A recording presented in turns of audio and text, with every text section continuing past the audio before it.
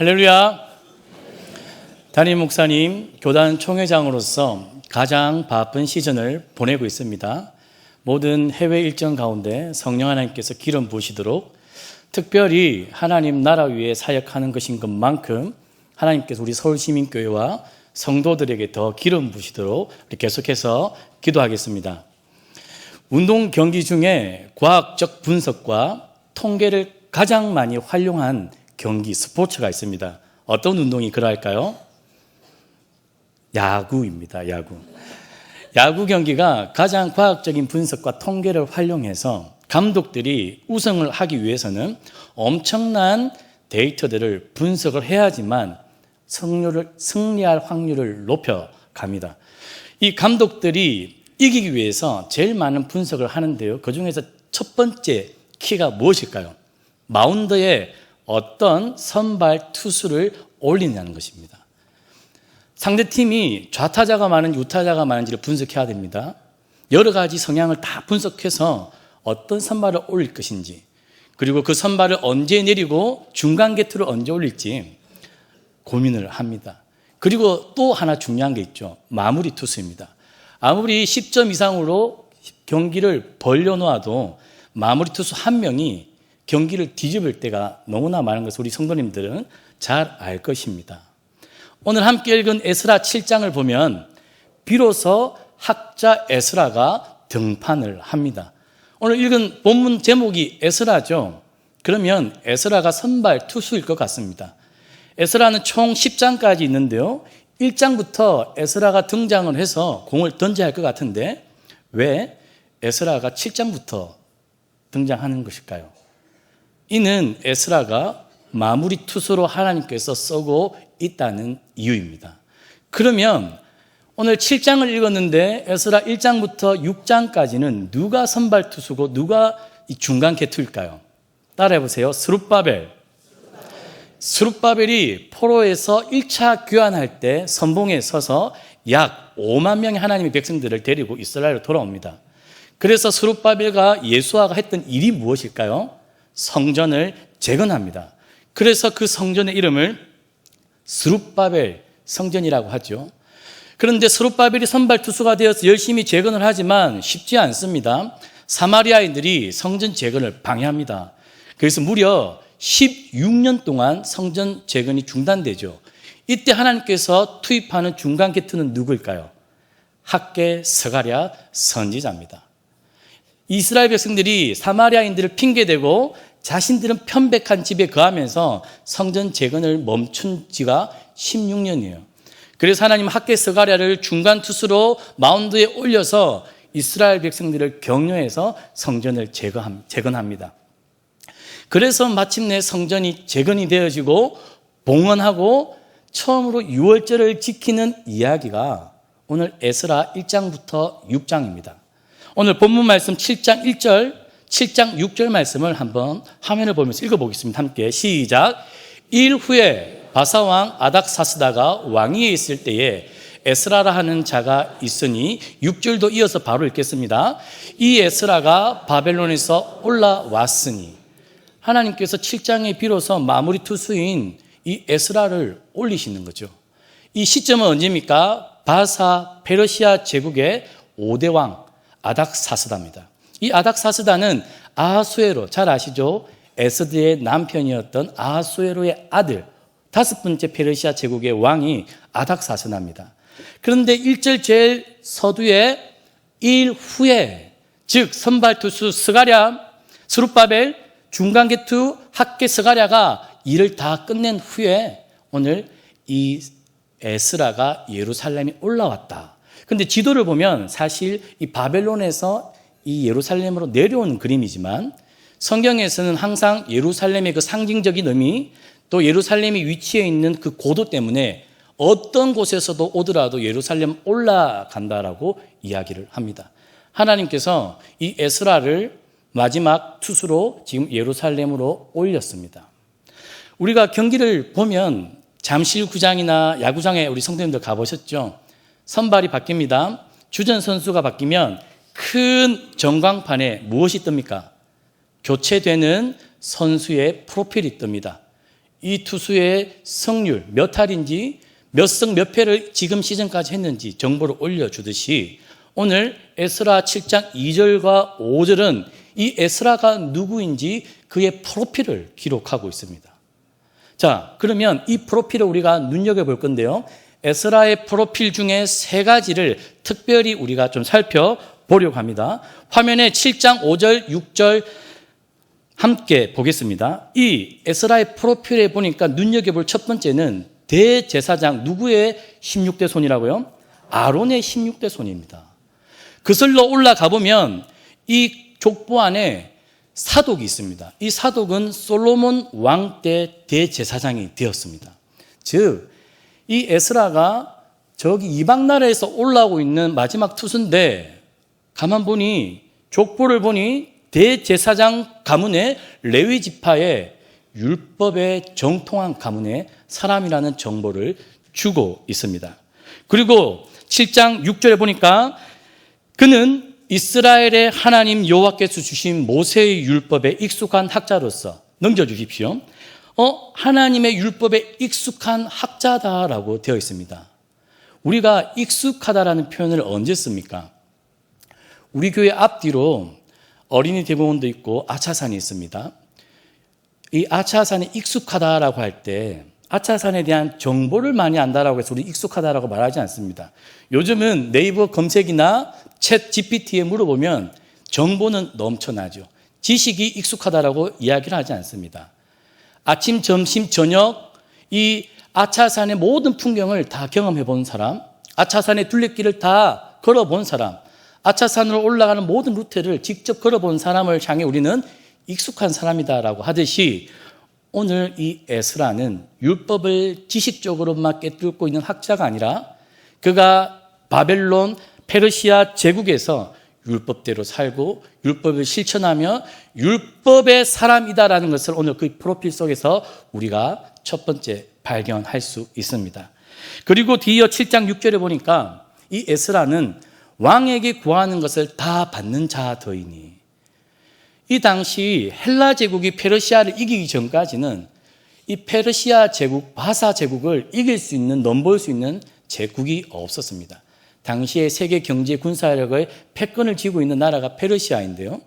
그 제국에 통치하는 아닥사스다 왕에게 에스라가 구하면 어떻게 된다고요? 왕이 그의 이야기를 다 들어준다는 겁니다. 보통 누구의 이야기를 그렇게 다 청을 들어줍니까? 정말 신뢰하는 사람, 믿음을 가진 사람의 부탁하면 들어줍니다. 이 에스라는 하나님 말씀에 익숙해서 거룩한 사람이었을 뿐만 아니라 이 이방 나라 한 가운데서도 왕이 인정한 신하요, 그곳에서 영향력을 드러내는 하나님의 거룩한 백성이었습니다. 이 에스라의 모습에서 누구의 향기가 묻어납니까? 다니엘, 요셉. 이들은 포로로 잡혀간 이방 나라에서 영향력을 끼쳤던 자들 아닙니까? 이와 같은 사람이 에스라라는 것입니다. 그래서 하나님께서 지금 마지막 구원 투수를 에스라를 지금 등판시켰는데 예사롭지 않습니다. 그렇죠? 예사롭지 않은 사람이 지금 예루살렘에 올라온 것입니다. 만약에 상대팀이 상대하고 있다면 긴장을 엄청 해야 되는 마지막 투수가 올라온 것이죠. 오늘 본문 족보에 보면 이 에스라의 부친의 이름이 무엇이라고 되어 있냐면 스라야. 이 스라야의 이름은 여호와가 왕이시다. 또 에스라의 이름은 뜻은 여호와가 도우신다. 그의 부친의 이름, 에스라의 이름, 그들이 이방나라 제국 식민지로 살아갔지만 그들이 어떻게 율법을 준수하면서 여호와를 왕으로, 여호와를 도움으로 살아갔는지 이름 안에 한눈에 볼 수 있습니다. 그러면 이쯤에 저와 성도님들이 질문을 해볼 수 있겠죠. 왜 하나님께서 에스라를 이 시점에 마무리 투수로 등판시키냐는 것입니다. 질문해 볼 수 있겠죠. 사실 오늘 우리가 7장을 읽었는데요. 2일 전, 오늘 에스라가 오기 전 성전이 재건되고 에스라가 도착하기까지 시간적 갭이 있습니다. 무려 60년입니다. 성전이 재건된 해는 BC 516년, 그리고 에스라는 아닥사스다 왕이 제7년 첫째 달 초하루에 출발해서 다섯째 달에 도착하는데요. 그때 해가 BC 458년, 6장과 7장의 시간적 갭은 60년입니다. 즉 하나님이 성전이 재건이 되고 에스라를 보냈는데 바로 보낸 게 아니라 60년의 시간 뒤에 보냈다는 거죠. 왜 하나님은 60년의 시간을 두고 마무리 투수를 등판시켰을까요? 60년의 세월이라고 하면 한 세대로 잡기에는 너무 작지만 적어도 한 세대 정도 좁게 잡을 수 있겠습니다. 성전이 재건되었습니다. 얼마나 감격적입니까?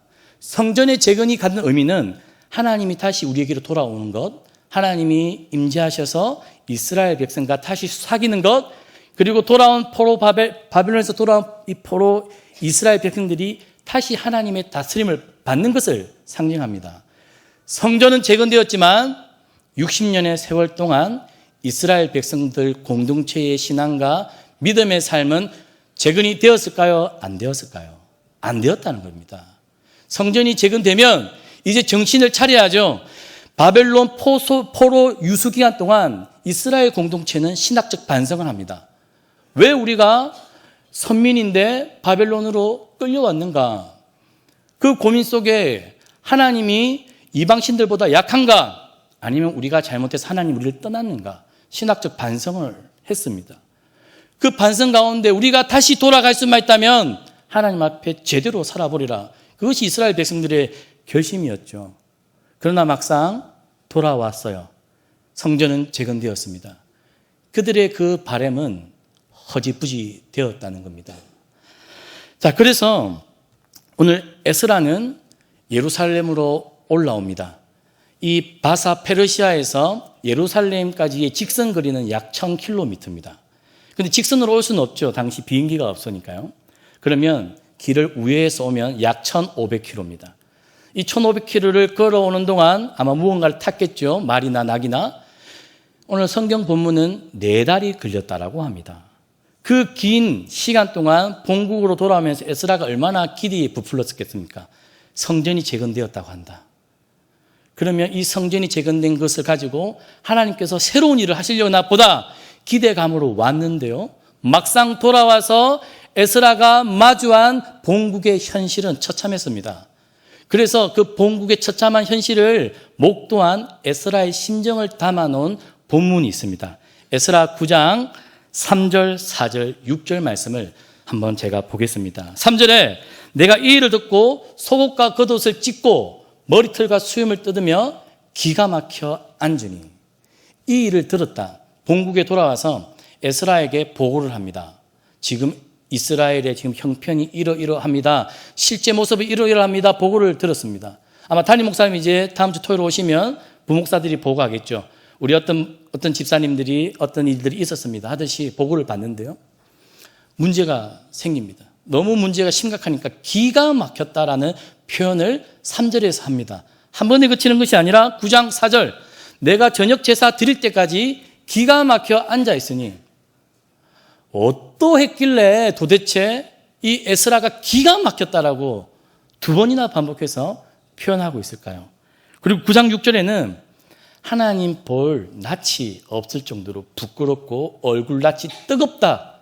에스라의 지금 마음이 고스란히 전달이 됩니까? 본국의 기대감을 가지고 왔는데 실제 이스라엘의 모습은 처참했다는 것이죠. 그래서 하나님은 60년의 시간 텀을 두고 에스라를 마무리 투수로 콜업한 것입니다. 그렇다면 도대체 어떠한 현실을 에스라가 마주했길래 이렇게 기가 막혔을까요? 에스라 9장 1절, 2절 말씀을 한번 띄워주십시오. 읽지는 않겠습니다. 에스라가 와서 보고를 듣고 본 것은 무엇이냐면 이스라엘에 돌아온 1차 포로 귀환한 백성들이 이 가나안에 정착해서 땅을 차지하고 있는 지방 세력들, 영향력이 있는 세력들과 함께 뭐하고 있다고요? 함께 지내고 있는 거예요. 하나님께서 그들을 떠나서 구별되게 살아라고 이야기를 했습니다. 왜냐하면 곰팡이처럼 이방신을 섬기는 그들의 문화가 하나님의 백성들에게 잠시 이렇게 퍼질까 봐. 그런데 그들과 어떻게 했다고요? 그들과 떠나 사는 것이 아니라 그들과 함께 지냈고 또 뭐 했죠? 가증한 일을 행했다. 이 가증한 일 속에는 암몬, 금온 자손들은 불의 자녀들을 태워가지고 인신봉양했던 민족들입니다. 윤리도 없고 질서도 없고 약한 자를 거두는 그러한 나라가 아니라 폭력과 죽음과 잔인함과 이방 문화가 가득한 그 일을 이 돌아온 사람들이 행했다라는 거죠. 그리고 오늘 서로 뭐 했다? 서로 섞이게 하는데 이 섞이게 한다는 표현의 의미는 이제 돌아와 보니 이미 땅은 다른 사람들이 다 차지하고 있어요. 사마리아인들이 차지하고 있고 이방 나라 사람들이 비어있는 이스라엘 땅은 다 차지합니다. 그래서 우리도 돌아와 보니 기반이 없는 겁니다. 기반이. 그러니 자신의 아들들, 자신의 딸들을 누구에게 내어줬을까요? 땅을 차지하고 있는 이방 민족들에게 딸을 주고 아들을 주고 서로 통혼을 시키는 거죠. 그렇게 그들과 섞이면서 그렇게 60년의 세월 동안 성전이 지어진 것은 의미가 없이 이스라엘 백성들의 삶은 굉장히 세속화되어 갑니다. 즉 여기에서 하나님 우리에게 주시는 메시지는 무엇일까요? 성전이 잘 지어진 교회 건물이 우리 성도님들의 신앙을 책임지지 않는다는 사실입니다. 돌아와서 스룹바벨이 지은 스룹바벨 성전은 역대 성전들 중에 가장 초라했습니다. 제1세대 성전인 솔로몬 성전이 가장 화려했죠. 그리고 이 스룹바벨 성전 다음에 헤롯 성전도 볼만했습니다. 성전이 화려하고 크고 성전이 있다는 것이 중요하지 않다라고 하나님은 여러 차례 경고했지만 오늘 우리에게도 하나님은 서울시민교회가 크고 좋은 위치에 자리 잡고 있죠. 천호대로 622번지. 이 8차선을 지나다 보면 누구나가 볼 수 있는 곳이 서울시민교회입니다. 우리가 장애인 사역, 전도 활동을 열심히 해서 만나는 사람들이 서울시민교회 하면 다 인정해 줍니다. 그리고 우리 전도팀이 전도하고 있으면 때로는 누가 봉투도 5만 원 넣어서 줍니다. 지난 3월 달에 우리 토요 새벽 전도팀이 전도하는데 주인이 늘 고맙다고 지나가면서 봉투에 5만 원을 넣어주더라고요. 그런데 이러한 서울시민교회 이미지 잘 갖춰진 교회 프로그램이 지금 여기 앉아있는 한 성도님들이 신앙을 책임진다고요? 아니라는 겁니다. 숨어서 묻어서 그러나 정작 이스라엘 백성들은 성전을 지어놓고 세상 사람들과 섞여서 지내고 있는 이 모습이 이스라엘 백성들의 문제만이 아니라 오늘 저와 성도님들의 문제가 아닙니까? 우리 자녀들 결혼 문제 너무 심각하죠. 교회 다니는 청년이 남자 형제들이 잘 없습니다. 어쩔 수 없이 우리가 불신자들하고 결혼시키기도 합니다. 그러나 그 배경과 깊은 우리의 동기 속에는 어떤 마음이 있습니까? 믿음이 없어도 신앙이 없어도 내 며느리가 될 사람이 내 사위가 될 사람이 직장이 번듯하고 허우대가 멀쩡하고 사람 구실할 것 같으면 신앙은 뒤처지는 것이죠. 이게 우리의 현실인 것처럼 오늘 에스라가 마주한 현실이 이러했다는 것입니다. 그러니 기가 막혀서 하나님 앞에 얼굴을 들고 있지 못했습니다. 에스라 9장 12절 말씀을 우리 함께 읽어보겠습니다. 그런즉 너희 여자들을 그들의 아들들에게 주지 말고 그들의 딸을 너희 아들들을 위하여 데려오지 말며 그리하면 너희가 왕성하여 그 땅의 아름다운 것을 먹으며 그 땅을 자손에게 돌려주어 영원한 유산으로 물려주게 되리라 하셨나이다. 아멘. 하나님께서 하신 말씀이에요. 너희들 본국에 돌아와서 땅도 없고 아무런 기반이 없지만 걱정하지 마라. 너희들 짬밥을 굴려서 머리통을 굴려서 세상 사람들하고 섞여서 손잡고 살면 적절하게 타협해서 살면 잘 될 것 같지만 아니라는 것이죠. 너희들이 내 말을 믿고 나를 신뢰하면 그래서 통혼을 시키지 않으면 어떻게 된다고요? 내가 너희를 왕성하게 만들어 주겠다. 이게 하나님의 약속의 말씀입니다. 믿으십니까? 믿으십니까? 우리가 이 믿음을 붙잡고 자녀들을 지도하고 가르쳐야 되죠. 우리 자녀들이 믿음으로 세상 사람들과 승부할 수 있도록 싸워야 되죠. 그런데 부모님들의 세대가 가면 갈수록 편해지는, 잘 살다 보니 영성이 약해집니다. 부모님들의 신앙이 약해지니 자녀들에게 강요를 못합니다. 한 세대가 망가지면 다음 세대는 쉽게 어그러집니다. 오늘 본문은 우리에게 주는 교훈이 있습니다. 하나님을 믿으라. 내가 책임지겠다. 내가 너희들의 삶을 왕성하게 하겠다라는 것이 하나님의 약속임을 믿으십니까? 현실적인 어떤 어려움과 문제가 우리 성도님들 앞에 다양하게 펼쳐질 건데요. 그 가운데 세속과 타협하지 마시기 바랍니다. 하나님을 믿되 끝까지 믿는 성도님들 되기를 주님의 이름으로 축복합니다. 이러한 상황 가운데 누구 하나 하나님의 마음을 헤아리는 사람이 없었습니다. 그러나 그 하나님의 마음을 유일하게 헤아렸던 한 사람이 바로 에스라죠. 그래서 에스라가 9장 9절 10절에 보면 이런 이야기를 합니다. 하나님께서 우리를 불쌍히 여기셨다. 언제? 바벨론으로, 아수르로, 포로로 잡혀갔다 우리를 불쌍히 여기셔가지고 우리를 그냥 안 두시고 우리를 다시 소생시키셨다는 거죠. 그리고 오늘 우리에게 울타리를 주셨다. 이게 하나님의 신실한 사랑입니다. 하나님의 신실한 사랑. 그런데 그 다음 절을 한번 볼게요. 그런데 우리 하나님이여 이렇게 하신 후에도 우리가 주의 계명을 저버렸사오니. 오늘 에스라가 이스라엘 백성들을 대신하여 하나님 앞에 기도하고 있는 중보 기도의 장면입니다.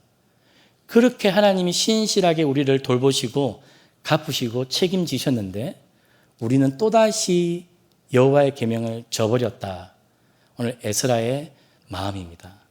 그래서 이 에스라는 어떻게 하기로 작정을 한 것일까요?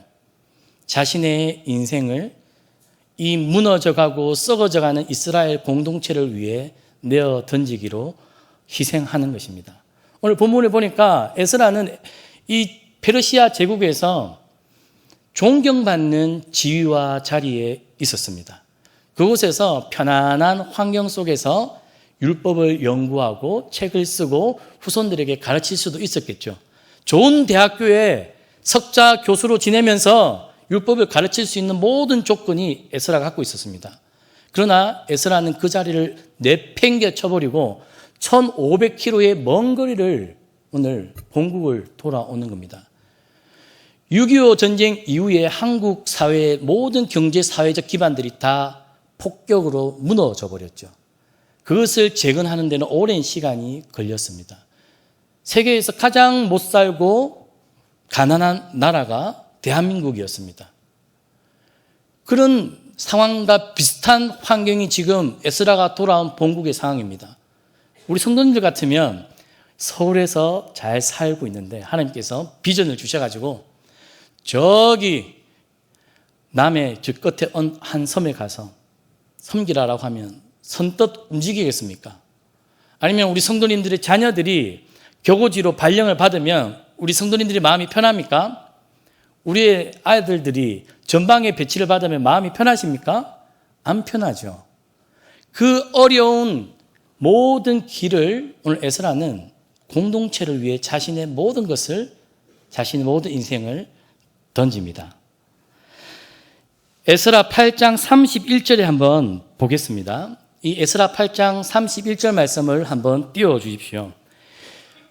빨간 글씨로 제가 대적과 길에 매복한 자의 손에서 건지신지라. 에스라가 이제 본국으로 돌아온다 하니 아닥사스다 왕이 인적 지원, 경제적 지원, 어떤 이 레바논 지역의 모든 땅을 재판권을 이 에스라에게 위탁을 합니다. 그러니까 에스라가 그냥 오는 것이 아니라 사람들을 데리고 오고 황금과 은을 가지고 옵니다. 이게 소문이 날까요, 안 날까요? 온 제국에.